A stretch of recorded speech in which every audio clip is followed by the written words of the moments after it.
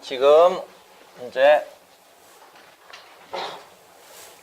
중간고사 때문에 조금 리듬이 끊겼는데 우리가 소의 객관적 병합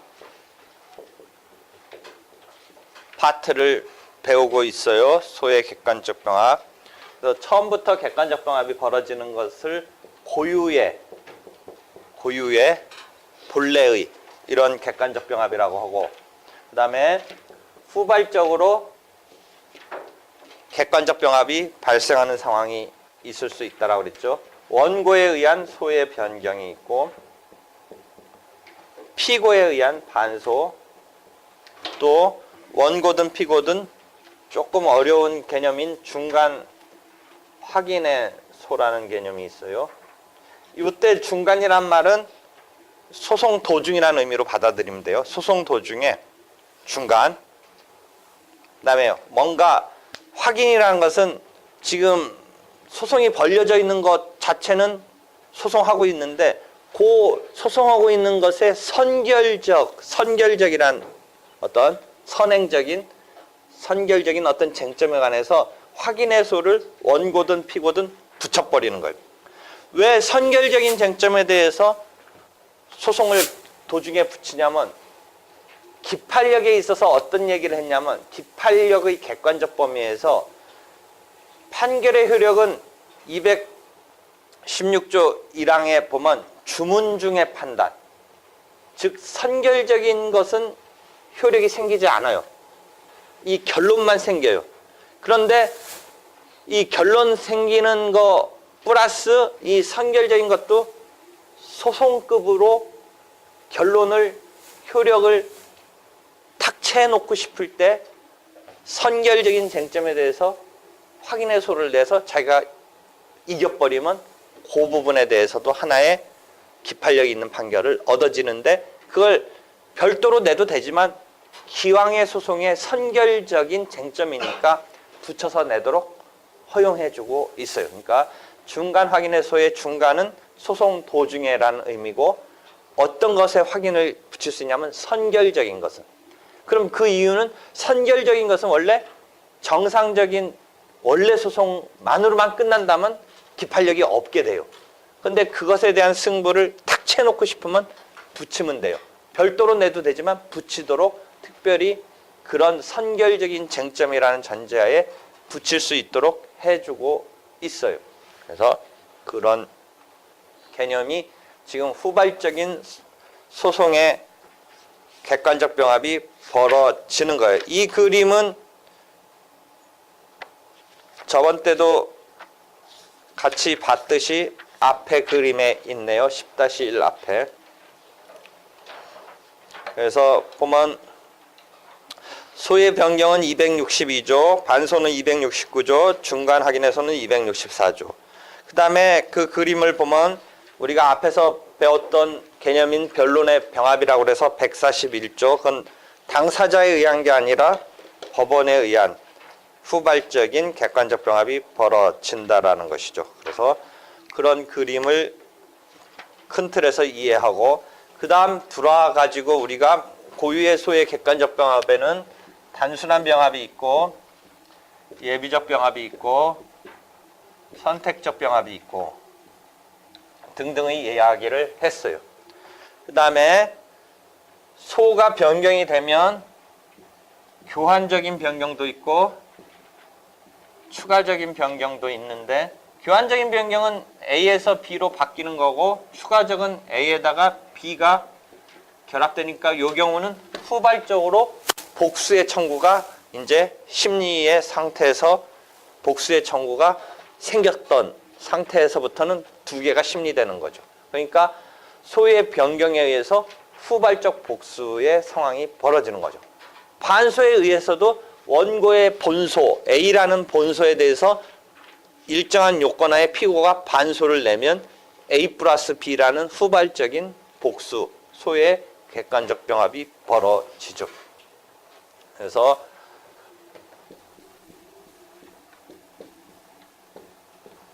개념을 이해하고, 저번 때 에피소드 비슷하게 의료소송에서 750조 불법 행위에 기한 손해배상 청구로 청구했다가 시효가 문제가 돼서 390조 계약 책임 불이행으로 손해배상 청구를 추가를 항소심에서 항소하면서 한 경우의 에피소드를 얘기했죠. 그러니까 후발적으로 소를 이제 변경돼서 후발적으로 소의 객관적 병합이 벌어지는 상황이 항소심부터 나타나는 거죠.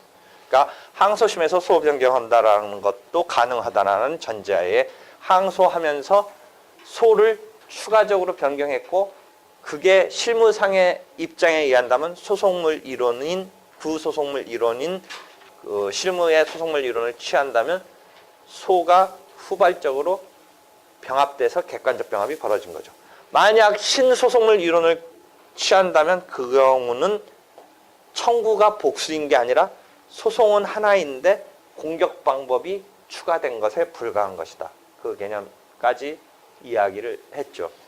하여튼 소변경은 어떤 경우냐면 기존 청구가 뭔가 그대로 가는 것에 있어서 바꿀 필요성이 생겼던 거예요. 이런 경우에요. 예컨대 어떤 가옥에 인도 청구를 하고 있는 거예요. X가 Y를. Y는 막 이 가옥이 내 건데 왜 인도하라고 하느냐고 둘이 소유권 등을 쟁점으로 해서 막 싸우고 있어요. X는 나름대로 내 건데 네가 왜 지금 사용하고 있느냐, 집 내놔라고. Y는 아니다, 내 건데 무슨 소리야, 갑자기 왜 집 내놓으라고 하느냐 라고 싸우고 있어요. 그러다가 이 가옥이 소송하는 도중에 불이 났다고 쳐봐요. 불이. 그러면 그 집이 불타서 없어졌는데 그 소송 끝내서 설사 X가 이긴들, 집이 지금 없는데 집 인도하라는 것은 아무 의미가 없잖아요. 어떤 식으로 X는 대처해야겠어요. 집값에 해당하는 것을, 물론 요새는 땅이 비싼 거지 집이 그렇게 뭐 오래된 집이라면 가치가 없고 오히려 부시느라고 더 힘만 들지만, 하여튼 그 집값에 해당하는 것을 원할 거 아니에요. 집을 달라고 했던 상황에서 집값을 달라고 해야 되잖아요. 그런데 결국 이 집이 Y의 소유였다면 불타서 손해 입은 것에 대해서 X는 인도 청구라는 것에서 네 소유냐 내 소유냐 싸웠던 게 손해배상으로 설사 이제 집값을 내놔라 했을 때 그 손해배상을 해야 되느냐 마느냐는 마찬가지로 원래 X의 소유였다면 Y가 남의 집 불태운 거니까 손해배상을 해야 될 거고, 뭐 형사적인 처벌 이건 논의를 하더라도, 만약 Y 스스로의 집이었다면 설사 불탔어도 X한테 손해배상 할 필요가 없잖아요. 그러니까 쟁점은 결국 뭐예요? 집을 인도하라는 소송과 손해배상을 하라는 소송에 있어서 우리가 단순 병합 때 조금 설명했지만 그냥 원래 집을 달라라고 하는 청구와 전혀 이 집과 상관없이 무슨 손해배상을 청구하는 경우가 별개라면 그건 단순한 병합이 되고, 후발적인 경우라면 그 경우에는 전혀 별개의 사건을 변경하니까 여기서 걸려요. 청구의 기초의 동일성이 없어요. 만약 그렇다면. 근데 좀 아까 불탄 경우는 같은 가옥인도 청구에서 손해배상으로 할 때 기초의 동일성이 있다라는 것의 느낌이 다가와요. 결국 뭐예요? 네 소유냐 내 소유냐의 쟁점이 둘 다 그것에 의해서 승부가 나는 거니까 소를 변경해서 가옥 인도 청구에서 과연 네 집이냐 내 집이냐 싸웠던 그 자료는 그대로, 소송 자료는 손해배상에서 불난 거 부분 빼놓고 과연 네 집이냐 내 집에 따라서 손해배상 할 필요가 있냐 없냐가 의미가 있잖아요. 좀 아까 말했듯이 이 집의 소유가 Y면 설사 불났어도 손해배상을 Y가 해줄 필요가 없는 거죠. 지 집 지가 태운 거니까. 근데 만약 X 말대로 X 집이었다면 손해배상을 해야 되잖아요. 그러니까 지금 말하는 집을 인도하라는 청구와 소송과 전혀 상관없는 손해배상 청구의 경우는 기초의 동일성이 없지만, 지금 불타서 한 거는 기초의 동일성이 있단 말이죠. 즉 소를 변경하는 허용하느냐에서 등장하는 여러 가지 이익 개념 중에 하나는 뭐예요? 원고가 기껏 소송하는데 뭔가 상황이 바뀌었어요. 그렇기 때문에 소송을 그대로 이어서 바꿔서 전개시키면 소송 경제로 또는 신속이라든지 이런 점에 있어서 편한 면이 있으니까 그걸 허용하는 거예요. 전혀 앞사건과 뒷사건이 관계없으면 굳이 이어서 해줄 필요는 없죠. 별개로 하면 되는 거니까. 그러니까 소변경을 함에 있어서는 이런 기초의 동일성이 하나의 요건인데, 좀 아까 같이 불탄 집 이런 예에서는 변경을 심리의 기존 소유권을 둘러싼, 이 집의 소유권을 둘러싼 소송이 전개됐던 상당한 부분까지는 손해배상에서도 역시 마찬가지로 소송 자료로 쓸 수 있는 부분이라는 거죠. 소유권 관계를 막 둘이 싸웠던 그 관계는. 그러니까 소변경을 허용해줘도 되는 거죠. 그 경우는. 그러니까 잘 앞에서 해왔던 것을 그대로 이어서 그 싸움의 사건은 하나는 건물 인도고 하나는 손해배상이지만 그 싸움의 내용은 상당 부분 지금 똑같은 내용을 둘러싼 싸움으로 연결되고 있는 거죠. 그러니까 사건을 연결시켜도 되죠. 그러니까 소변경을 허용한다라는 거예요. 이해되겠죠? 이해되겠어요? 그래서 소변경이라는 건 그런 것을 이해하면 될 거예요. 그래서 요건을 보세요. 소의 변경은 소의 객관적 병합의 일반적 요건을 갖출 것. 이건 왜냐면 후발적으로 객관적 병합이 벌어지니까 요건을 갖출 것. 이런 거죠. 근데 소의 객관적 병합이라는 요건은 원시적으로, 즉 고유의 소의 객관적 병합이라는 거는 특별히 요건이 엄하지가 않아요. 처음부터 두 개의 사건을 청구를 할 거리가 있어서 두 개의 청구를 하는데 원피고가는 처음부터 동일한 사건, 당사자 사이에서 사건 두 개, 세 개를 내는 거는 특별히 처음부터 낸다면 굳이 말릴 거는 없다라는 거죠. 소송의 어떤 경제적인 이런 효율적인 측면을 볼 때 두 사건 처음부터 내는 것은 거의 규제가 없어요. 다만 뭐가 하나 걸리는 게 있다라고 그랬어요? 두 청구 중에 하나가 어떤 법원의 전속관할이라면 이쪽 보면서 그쪽은 이 사건은 거기 가서만 해야 되는 전속관할로 걸려 있을 때는 이쪽서 할 수가 없죠. 두 개를 같이 해주고 싶어도 이쪽에 관할권이 없으니까. 근데 그거조차도 책을 잘 읽어보면 전속관할만 아니라면 원래는 A 사건은 X가 Y를 상대로 두 개의 청구를 하는데 A는 서울의 동부지방법원에 관할이 있고 B는 서울 동부지방법원에 전혀 관할이 없는 이런 사건이라고 상정을 해봐요. 그런데 서울 동부지방법원에 A와 B를 같이 결부시켜도 B가 전속관할로 어떤 법원에서 반드시 해야 되는 그런 전속관할적인 사건만 아니라면 25조의 관련재판적이라는 것의 규율에 따라서 B도 A법원에서 해도 돼요. 지금 조금 어려운 얘기가 나오는데 25조의 앞에 관할에 가서 보면 관련재판적이라고 있어요. 느낌 알겠죠? 관련. 원래 그 사건은 재판적이라고 해서 조금 어려운 용어인데 여러분이 지금은 그런 말 안 쓰지만 호적 이런 말 썼었잖아요. 호적. 자기가 이제 어떤 신분의 그 어떤 적이 있잖아요. 그러니까 재판적도 어떤 느낌인 거예요. 적이니까 재판에. 그러니까 어떤 사건에 적이 있는 거예요. 어느 법원 가서 해야 돼요. 그렇죠? 그런데 잘 이해해 보세요. A는 서울 동부지방법원이 어떤 적이 있는 사건이에요. 근데 B는 뭔가 따져봤더니 도저히 서울 동부지방법원에 적이 없어요. B는.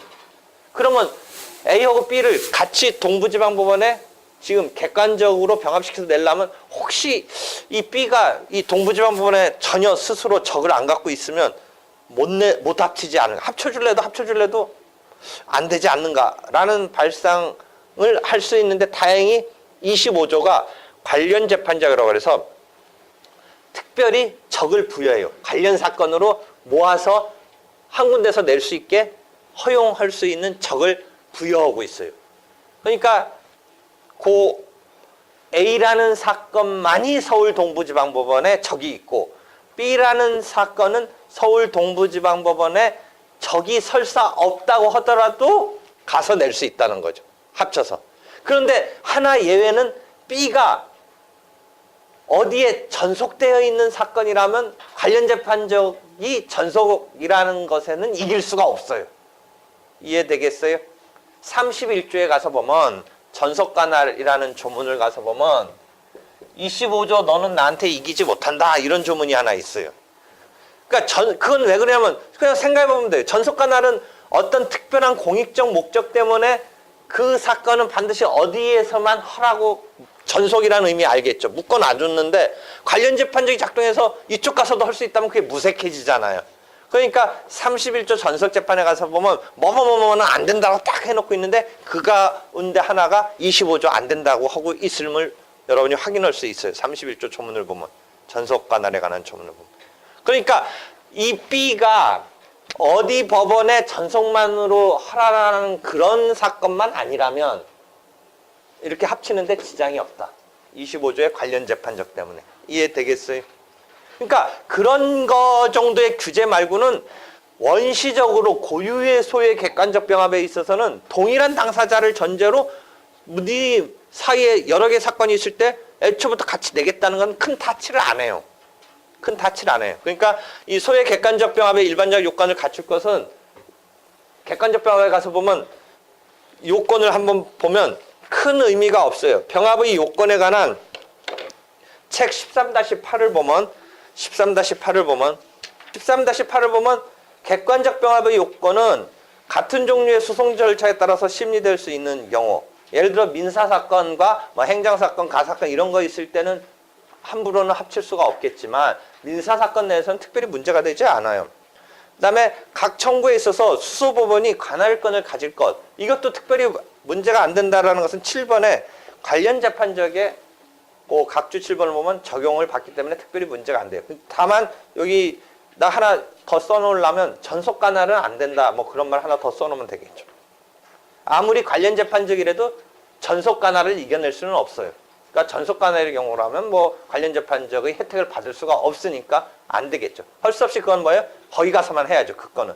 전속관할 법원에 가서 B라는 법원에 전속관할 가서 A를 붙인다면요, 그거 상관없겠죠. A가 전속관할이 아니면 이걸 기준으로 할 때는 지금 A를 기준으로 하려는데 A의 기준인 서울 동부지방법원 가서 하려고 하는데 B가 다른 법원의 전속관할에 걸려 있는 경우라면 같이 이쪽에 함께 소를 제기하는 게 안 된다. 그 이야기죠. 되겠죠? 그래서 그런저런 요건은 있긴 있지만 큰 의미 있는 요건은 아니다. 소유의 객관적 병합에 있어서. 그 다음에 이제 이거는 원래 이제 후발적인 병합이 되니까 이런 요건이 필요하고, 이 소유의 변경의 이제 기본적인 요건은 사실심 변론 종결 전일 것.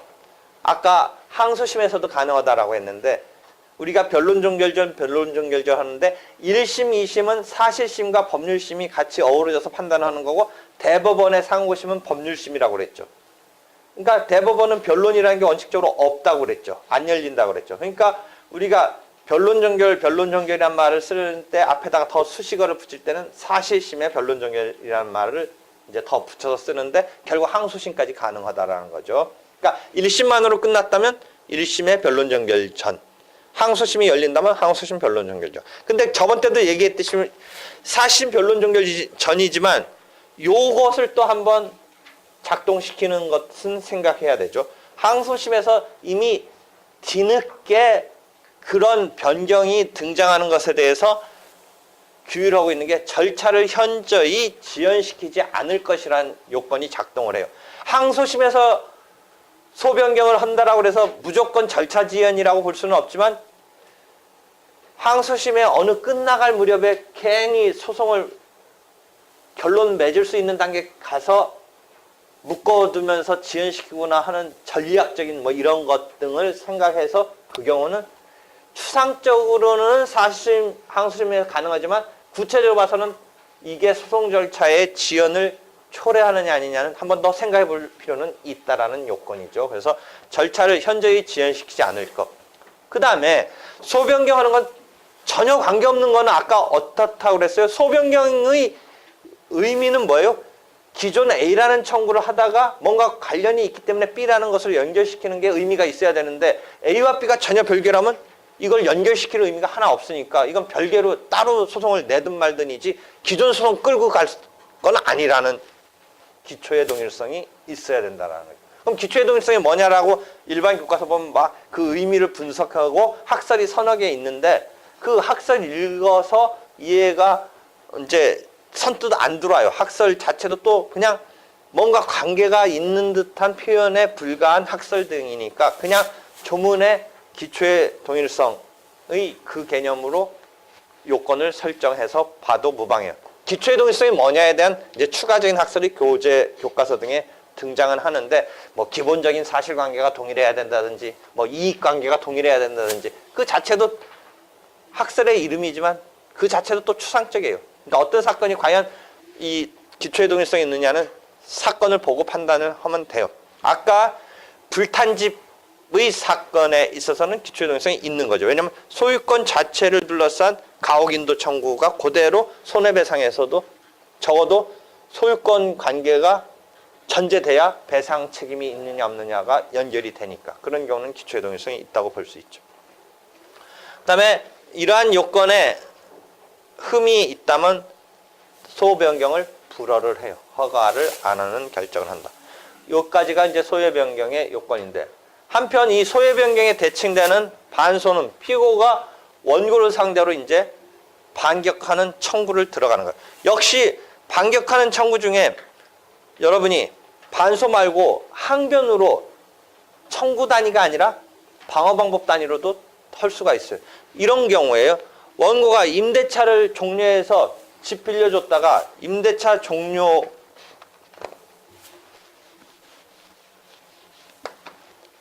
집을 빌렸다가 임대차 종료로 해서 반환하라. 인도 청구를 했더니 피고가 뭐라고 그래요? 기간이 아직 뭐 안 됐다.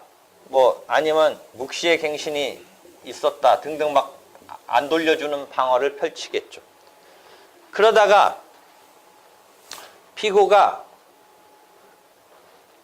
돌려줘야 되는 상황으로 가면 뭐라고 얘기하냐면 나 보증금 너한테 준 거 반환 받을 때까지 못 주겠다고 마지막에 동시이행 항변 같은 걸 보증금 줬던 게 있다라고 상정되는 어떤 사건에서는 마지막에 보증금 내놔라 이렇게 얘기해요. 물론 X가 보증금 주겠다라고 한다면 뭐 심플한데 하여튼 그게 막바지에 이제 피고가 보증금 내놓기까지는 그럼 여러분이 민법에서 배운 동시이행 항변을 한 거예요. 그게 소송이 아니 임대차가 종료되면 임차인은 임대인에게 목적물을 반환해야 되고 임대인은 원래 보증금은 임대차 그 자체의 계약은 아니지만 별도의 계약이지만 보증금을 반환해야 이게 동시이행이 돼야지 세팅이 되는 건데 피고가 그렇게 얘기해요. 그럼 이때는 보증금에 대해서 방어 방법으로 동시이행 항변을 한 거예요. 그런데 이 경우에 보증금을 아예 소단계로 반소로서 또는 별소로서 이렇게 세 가지 방법으로 카드를 내세울 수가 있어요. 피고는 기존 원고의 인도 청구에 그냥 방어 방법으로 보증금 내놓을 때까지 나 버틸 수 있다. 뭐 이런 취지의 동시이행 항변으로 이 반격 카드를 쓰는 경우가 있고 원고의 건물인도 청구에 대해서 청구 단계에 보증금 반환 청구를 하는데 기존 소송의 반소로 할 수도 있고 별도로 별소로 할 수도 있는 세 가지 카드를 쓸 수가 있어요. 그럼 별소는 제일 어떤 효율적으로 볼 때는 반소보다는 비효율일 수 있는 게 본소의 어떤 이 임대차 관계에 등장하고 있는 이 원고의 입장에서 보증금을 치렀는지 임대기간이 얼마였는지의 그 싸움 내용에는 보증금 내용도 다 있을 거란 말이죠. 그러니까 그 경우에 반소가 별소보다는 소송에 있어서 그 진행된 카드를 별소는 다른 법에서 생으로 다 그런 것도 따져봐야 되니까 그거보다는 반소가 효율적일 수 있죠. 그래서 반소를 낼 수 있는데 반소에 있어서 원고의 본소에 대해서 이렇게 낼 수 있는데 항변과 반소의 차이는 계속 어떤 의미를 갖는다라고 지금 얘기하냐면 아까 중간 확인의 소에서도 조금 얘기했듯이 항변 자체는 방어 방법이니까 이 항변으로 등장한 것의 결론에는 판결의 효력이 생긴다는 부분에서는 효력이 없어요. 그러니까 그 싸움은 다시 논란이 되려면 될 수도 있어요. 방어 방법으로만 나타나는 상황에서는. 반소는 어떤 의미가 있어요? 그 자체가 하나의 청구로서 이기면 효력이 곧바로 가는 거죠. 그러니까 방어 방법은 상계 경우 이외에는 효력이 기판력의 객관적 범위가 작동하지 않는다라고 계속 얘기하잖아요. 그러니까 그것을 청구라는 소송급으로 승화시켜서 다뤄서 나온 결과여야 안심을 하지 그냥 방어 방법으로만 행사한 거는 설사 자기 주장이 받아들여졌어도 다시 논란이 될 수가 있는 거예요. 그거는 기판력의 객관적 범위로서의 효력이 확정되는 게 아니기 때문에. 그러니까 방어 방법으로 행사하는 거랑 아예 그냥 소송 단계로 행사할 수 있는 요건이 된다는 전제에 행사할 수 있으면 그게 더 본격적인 종국적인 해결이 된다라는 거죠. 이해되겠죠? 그러니까 반소로 낼 필요성이 있게 되는데 반소의 요건은 뭐냐? 객관적 병합의 일반적 요건을 갖출 것 역시 후발적인 병합이 발생하니까 본소 플러스 반소가 되니까 이런 요건을 갖춰야 되니까 동일하다. 그 다음에 사실은 변론 정결적인 것 역시 동일하다. 다만 항소심에서 반소의 제기에는 특별히 조문이 하나 있어요. 412조인가 한번 봐봐요. 412조일 것 같은데 항소심 반소 제기에는 무슨 문제가 있냐면 항소심에서 반소가 나오니까 그 반소가 항소심에서 나오는 요 부분에 대해서 의 피고인 원고 입장에서 보면 항소심에서 비로소 청구가 나오면 한신급이 생략되어 있는 꼴이에요. 잘 생각해 보세요. 1심, 2심으로 해서 차근차근 온 게 아니라 항소심에서 반소가 나오면 그 반소 부분만은 1심이 없어가 지금 항소심에서 등장한 거예요. 그러니까 신급의 이익 관련해서 그 신급의 이익을 보장해 줄 필요가 있는 이 피고가 어떤 태도를 취하느냐에 따라서 이게 문제가 될 수가 있어요. 자기는 끝끝내 그걸 보장받겠다라고 한다면 문제가 되니까 그 412조 조문이 맞는지 몰라도 동의를 필요로 해요. 항소심에서 반소의 제기에는 상대방인 반소 원고에 대한 반소 피고의 동의가 필요하다. 아마 조문이 그렇게 되어 있을 거예요. 맞아요? 그런데 거기에는 또 단서가 하나 더 있어요. 그 동의라는 것을 거기다 결부한 건 그 사람의 이익 때문에 우리가 이건 일반론으로 동의라는 요건은 항상 우리가 법에서 어떤 때 걸겠어요. 그 사람의 이익에 직결됐을 때 그 사람이 오케이 하면 나 괜찮다라고 하면 괜찮지 않겠느냐 이런 발상이에요. 그러면 신급의 이익 때문에 문제가 됐는데 그 사람의 오케이를 그래서 요건으로 걸어놓은 건데 그 오케이 요건에 버금가는 얘기가 그 조문에 보면 계속 이어져요. 뭐라고 하냐면 충분히 그 반소의 그 부분이 본소와 뭔가 관련이 있어서 1심에서 막 본격적인 그 결과인 사건의 청구 단위로는 아니지만 항변인데 결과적으로 막 충분히 방어할 기회가 보장됐다고 보일 만큼 사건에서 다루어졌다면 오케이 여부와 관계없이 괜찮다 이런 표현이 쭉 붙어요. 아마 그런 취지로 조문이 되어 있을 거예요. 그 부분이 반소로 등장한 부분이 결국은 본소 때문에 뭔가 결부돼서 반소가 나오는데 본소 싸움 와중에 충분히 자기 방어를 펼치고 뭔가 자기가 억울한 거 얘기를 막 하고 했던 부분의 반소라면 굳이 오케이 여부를 생각하지 않고도 가능하도록 해놓고 있어요. 그래서 다시 조문을 보면 412조에 보면 반소의 제기에는 동의가 필요하다. 그렇지만 1심에서 충분히 다루어졌다라고 보인다면 그럴 필요까지는 굳이 더 생각하지 않아도 된다라는 취지로 되어 있는 거예요. 이해되겠죠? 그렇게 되어 있죠. 그 다음에 소송 절차를 역시 현저히 지연시키지 않을 것. 이거는 이 경우는 무슨 어떤 입장에서 컨트롤하고 있냐면 법원이라는 우리가 소송의 주체 중에 소변경이나 반소는 당사자 입장에서는 그런 필요성 때문에 하려고 하는데 법원의 입장에서는 아무리 봐도 좀 이미 그것은 별도로 네가 다룬다면 모를까 우리 법원 입장에서 보면 소송의 어떤 진행상 문제가 있다라고 생각해서 절차를 현저히 지연시킨다라는 요건을 투입해서 그런 경우는 된다 안 된다를 한번 커트할 수도 있는 요건이라는 거죠. 절차의 지연을 초래하지 않는 것. 그 다음에 청구의 기초의 동일성이라고 이쪽은 표현하고 있는데 반소는 본소의 청구 또는 본소의 방어 방법과의 관련성, 관련관계라는 표현을 쓰고 있어요. 청구의 기초의 동일성이라는 것보다는 조금 넓은 범위예요. 오른쪽의 반소는 본소 또는 본소의 방어 방법과의 관련관계라고 조문이 표현돼서 뭔가 소의 변경이든 반소든 원래 등장했던 거와 뭔가 이렇게 연결돼야 된다는 정도의 느낌이긴 한데 조금 오른쪽 표현이 더 넓은 어떤 거예요. 잘 이제 생각해 보면 돼요. 그 다음에 요건에 흠이 생기면 반소는 부적법 각하시켜요. 이쪽에 원고의 소의 변경에 대해서는 불어 결정을 하는데 오른쪽은 부적법 각하를 시켜요. 부적법 각하. 다만 그것을 냉정하게 이렇게 반소로 들어왔는데 각하시키고 나몰라라 하지 말고 그냥 합쳐줄 수는 없지만 본소 반소로 합쳐줄 수는 없지만 그냥 이미 내온 거 그냥 매정하게 잘라버리지 말고 별도로 다뤄주겠다는 분리해서 심판하겠다라는 정도의 처리를 해줘야 친절한 거 아니냐의 입장도 있긴 해요. 근데 기본적인 경우는 그냥 고지것대로 만약 요건이 안 됐으면 우리는 상관없다고 탁 물리치면 돼요.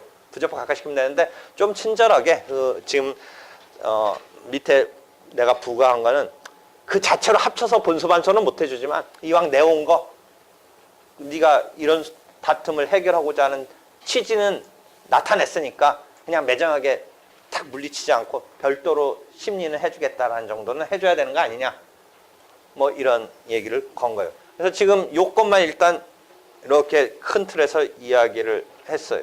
요건만 이해되겠어요? 7번 수고했어요.